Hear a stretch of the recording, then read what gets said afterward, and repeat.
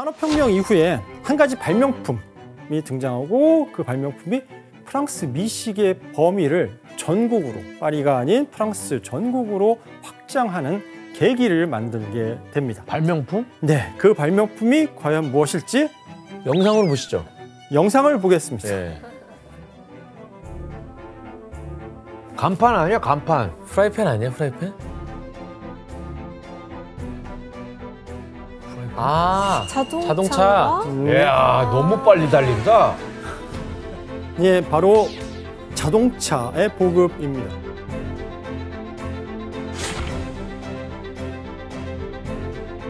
초기 이제 상류층의 전유물로 여겨지던 자동차는 19세기부터 대량 생산이 이루어지면서 중산층들도 접근 가능한 그런 상품이 되었는데요. 사람들은 자동차를 타고 뭐 하겠어요? 어디 가야죠. 그렇죠? 언제든 어디든 자유롭게 이동할 수 있게 되었다는 점인데, 그런데 이때 이런 시대적 변화를 주시하고 있던 인물이 있었으니 바로 앙드레 미슐랭, 에두아르 미슐랭. 두 형제구나. 미슐랭 형제. 이들은 1889년에 앙드레와 에두아르 미슐랭 형제는 자신들의 이름, 성을 따서 미슐랭 타이어 회사를 설립합니다. 자, 영어로는 뭐 미쉐린이라고 발음을 하는데 프랑스 발음을 따르자면 미슐랭이 맞고요. 그래서 미슐랭 타이어입니다. 근데 이거 다 타이어예요. 맞아요. 그렇다면. 자, 이렇게 미슐랭 형제들은 타이어 회사를 이제 운영하면서 타이어와 관련된 여러 특허를 당연히 등록하게 되고 타이어 기술 혁신에 많은 기여를 하게 되었습니다. 교수님, 그럼 자동차가 이제 보급이 딱 시작이 됐으니까 타이어가 엄청나게 팔릴 거 아니에요? 처음부터 그랬던 건 아니에요. 자동차가 보급이 되기 시작했다고 하더라도 당시 프랑스 전역에 초기에는 자동차가 대수가 3,000대밖에 정도는 불과해 되지 않았거든요. 비싸지. 여기다가 또 다른 문제는 도로의 상태입니다. 대부분 말과 그 이전까지 말과 마차가 다니던 비포장 상태의 흙길이었단 말이에요. 그러니까 그걸로 장거리 운전을 하면 어떻게 된다? 차 망가지죠. 엉덩이부터 허리가 나가기 시작합니다. 그래서 미슐랭 형제들의 입장에서는 사람들이 운전을 많이 해야 타이어가 마모될 거 아니에요. 마모되죠. 타이어가 마모가 돼야 자기네들이 만든 타이어가 팔릴 텐데 이에 미슐랭 형제는 타이어를 팔기 위해서 무슨 묘책이 없을까? 근데 고민하기 시작해요. 그러다가 무슨 묘책을 떠올렸을까요? 길을 트자. 길을 근데 내자. 길 내는 게 이게 회사가 작은 회사가 만들기 쉽지 않은 거죠. 그럼 우리가 알만한 맛집 소개해 주는 거죠, 뭐 그러면. 맛집 속에 아니지. 비슷한데요. 바로 운전을 장려하기 위한 방법으로 자동차 여행 안내 책자인 미슐랭 가이드를 만드는 것이었습니다. 자, 이렇게 이 책을 갖고 낯선 곳을 여행해라. 이렇게 여행을 장려하다 보면 자연스럽게 타이어가 마모될 거고, 그러면 마모되면 타이어를 갈아야 되니까 우리 타이어가 팔릴 거다라는 생각을 했던 것입니다. 여행 책자를 만들었구나. 네. 여행 책자였어요. 가이드북. 처음에는 여행 책자였어요. 지도가 실린. 네. 이 형제는 미슐랭 가이드를 제작해서 1900년에 열린 파리 만국 박람회에서 이 책을 무료로 배포했구나. 시작합니다. 이렇게 배포된 미슐랭 가이드 초판에 그 목적이, 이 책의 목적이 분명하게 명시되어 있는데 규현 씨가 한번 읽어보시겠습니까? 1900년 첫 선을 보인 미슐랭 가이드는 앞으로 100년은 갈 것이다. 프랑스를 여행하는 분들께 유용한 정보를 제공하기 위해 만든 이 책은 자동차를 타고 고치고 호텔에 머물며 식사를 하고 편지를 보내고 전보나 전화를 하는 여행객들을 위한 모든 정보를 담고 있다. 가이드북이야, 가이드북. 네, 굉장히 명시적이죠. 목적이 분명히 나오는데요. 그렇다면 구체적으로 어떤 내용이 실려 있는지 이 가이드북을 함께 보겠습니다. 뭐야?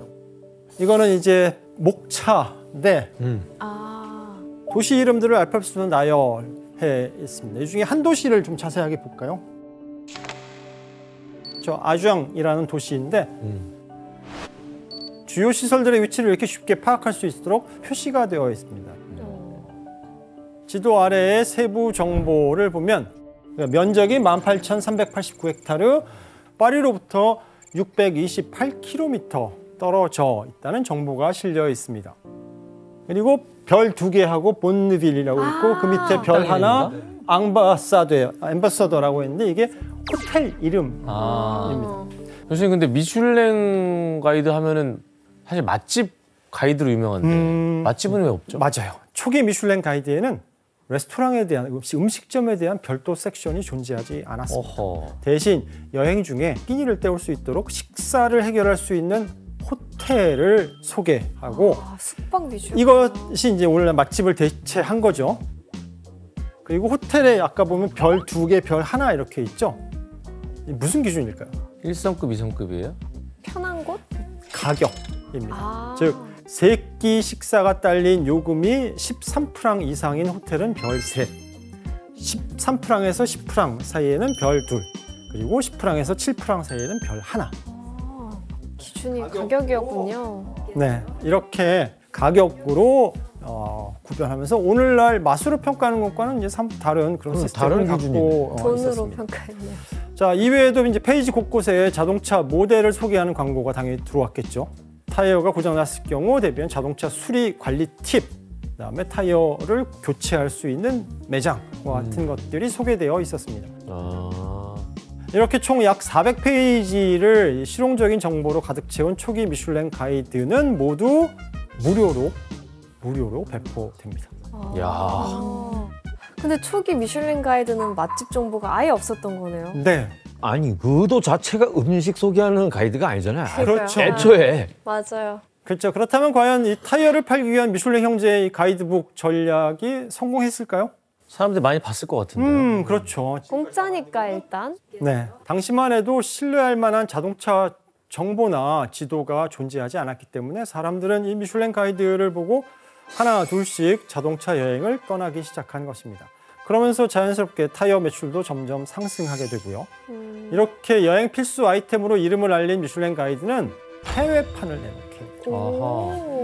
1904년에 벨기에 편을 시작으로 해서 룩셈부르크, 네덜란드, 알제리, 튀니지, 스위스까지 유럽의 나라들로 그 영역을 확장해 나갔습니다. 그런데 1920년 유럽에서 인지도를 쌓아오던 이런 미슐랭 가이드가 완전히 새롭게 변신하는 계기가 생기게 됩니다. 이는 이제 미슐랭 형제가 한 타이어 가게를 방문했다가 여기서 이제 충격적인 장면을 목격하게 된 게 계기가 된 건데요. 어떤 장면이었을까요? 충격적인 거. 타이어 가게? 마상을 크게 입은 어디서요? 어디서? 그 타이어 가게에서. 아니 왜 책을 무료로 나눠주면은 뭐 베개로 쓰거나 냄비 받침으로 쓰는 경우가 있잖아요. 정확합니다. 바로 미슐랭 가이드가 작업 받침대로 사용되는 모습을 보게 된 거예요. 그럼 뭐 충격까지 봐. 또 마음의 상처는 그럴 수 있을 것 같아요. 여기서 이제 문제입니다. 문제를 내드리겠습니다. 충격을 받은 미슐랭 형제들은 이후 미슐랭 가이드에 큰 변화를 주게 되는데요. 과연 어떤 변화일까요? 냄비 받침. 정답! 규현 씨? 가이드북을 오돌돌돌하게 만들어가지고 그걸 베고 잔다든가 뭘 올려놓지 불가능하게 못하게 예. 지압 이 예. 스트리퍼처럼 참신하지만 규현 씨 오답입니다. 정답! 네, 규현 씨 다시 한번. 무료로 배포를 했었는데 네. 이거를 유료로 전환을 하면서 이걸 함부로 못 쓰게 만드는 거죠. 이 돈 주고 산 거를 그렇게 함부로 쓰겠어? 방금 전에 그 슬리퍼하고 너무 다른 대답인데요. 예. 규현 씨 정답. 입니다. 야. 그야말로 이제 마상을 입은 미슐랭 형제들은 안 되겠다. 이거 무료로 계속 나눠주면 안 될 것 같다. 그래서 미슐랭 가이드를 유료화하게 됩니다. 이유는 사람은 공짜로 받은 거는 소중하게 여기지 맞아. 않는다는 거예요. 그쵸, 즉 맞아요. 돈을 정당한 대가를 지불하고 구입해야만 소중하게 여긴다라는 거고, 그래서 20년간 무료로 배포하던 미슐랭 가이드를 권당 7프랑, 오늘날 원화 가치로 한 사람은 대략 한 12,000원 정도 되는 가격에 판매하기 시작합니다. 야. 그리고 가이드북 안에 있던 대신 유료 광고를 전면 폐지합니다. 근데 교수님 어쨌든 예. 무료로 다 배포했던 상황이잖아요. 네. 근데 이걸 또 돈 주고 누가 또 추가 구매를 할까요? 그럼 가이드북도 항상 개정판 때 나온다. 그래? 그럼 계속 바뀌겠네요, 뭐가? 네. 미슐랭 가이드는 매년 바뀌어요. 매년 나와요. 근데 뭐 어떤 식으로 바뀌었어요? 네, 이전과 좀 무료와 유료 버전이 네, 뭐가 유료화되면서 미슐랭 형제는 더 좋은 정보를 넣어서 책의 상품 가치를 높이고자 했습니다.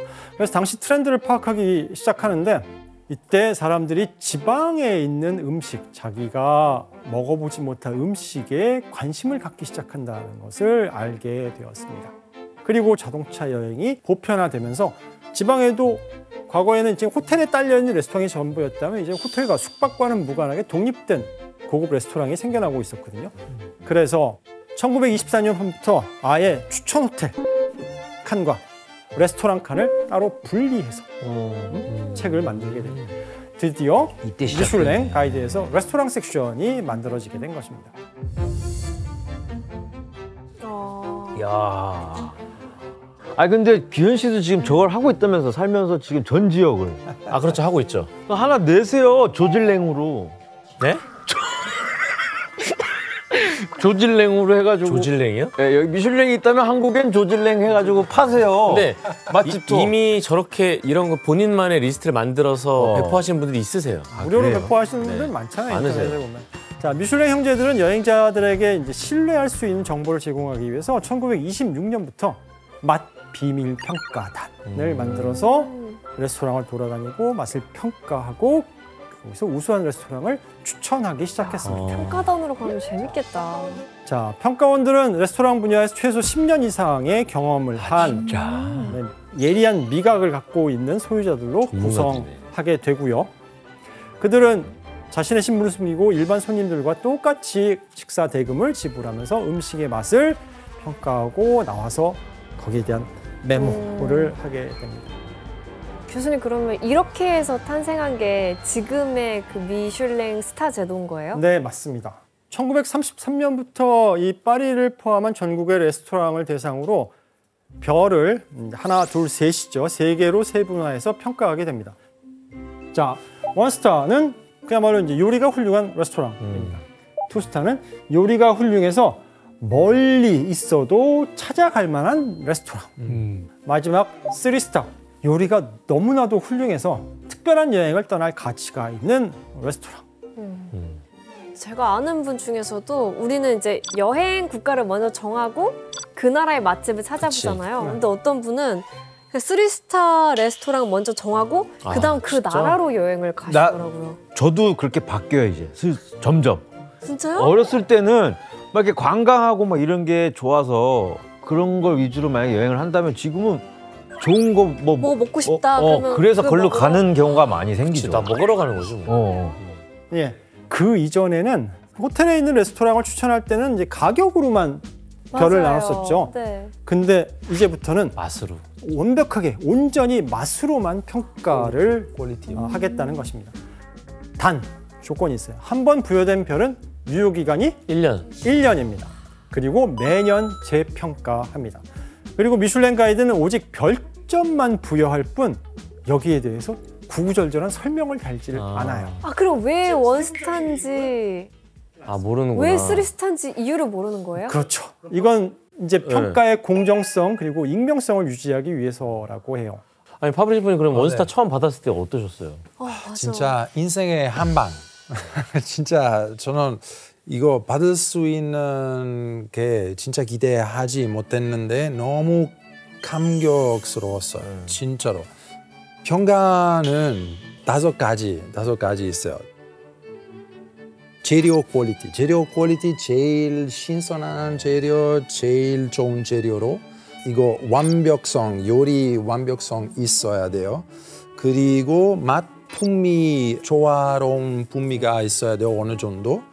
그리고 당연히 셰프의 창의적. 창의적인.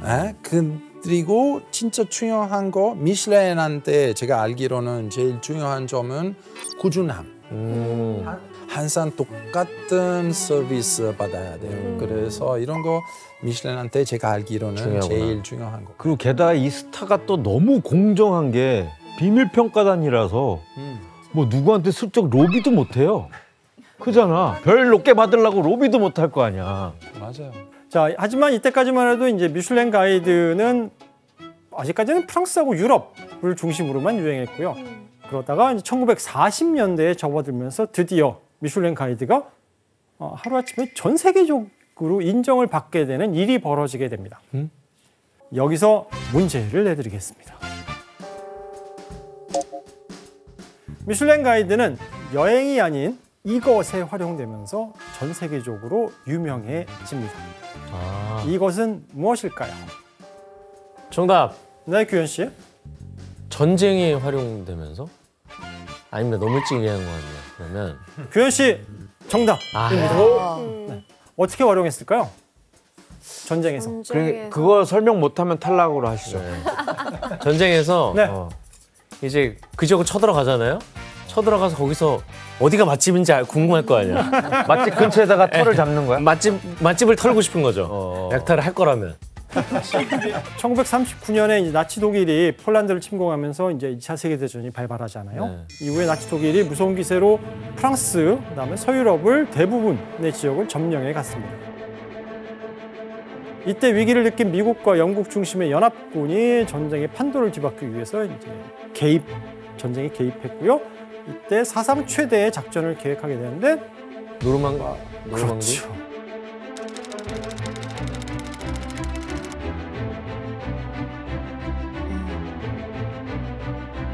프랑스는 당시 나치 독일이 점령하고 있었단 말이에요. 여기에 이제 15만 명의 대군을 이제 투입합니다. 그런데 이 연합군의 병력들이 프랑스를 와본 적이 있을까요, 없을까요? 없죠. 미국인데 없지. 근데 와서 길을 어떻게 찾아? 지도를 봐야죠. 그래도 가이드북을 보고 한다고요? 그렇죠. 세부 지도가 없었는데 가이드북을 보고? 당시에 물론 연합군도 군사용 지도가 있었지만 정확도가 굉장히 떨어졌어요. 게다가 독일 나치가 프랑스를 점령하면서 그 도로 표지판들을 다 없애버려요. 길을 못 찾게끔. 그래서 이때 고민 끝에 활용된 것이 바로 미슐랭 가이드입니다. 미슐랭 가이드에는 프랑스 전역의 세부적인 도로망 다 나와 있죠. 주요 도시의 기관, 시설들도 네. 다 그려져 있죠. 그래서 전략적 가치가 굉장히 높았던 책자입니다. 이에 연합군 사령관들은 미슐랭의 파리 경영진과 협의를 한 다음에 프랑스가 아닌 미국 워싱턴에서 미슐랭 가이드를 인쇄하게 됩니다. 야.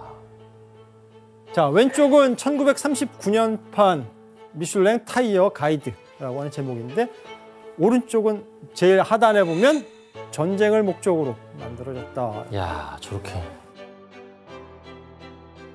약간 밀리터리 룩 같긴 해요. 네. 그리고 최신의 정보를 얻기 위해서 가장 최근판 1939년판을 군사용으로 특별 인쇄를 하게 됩니다.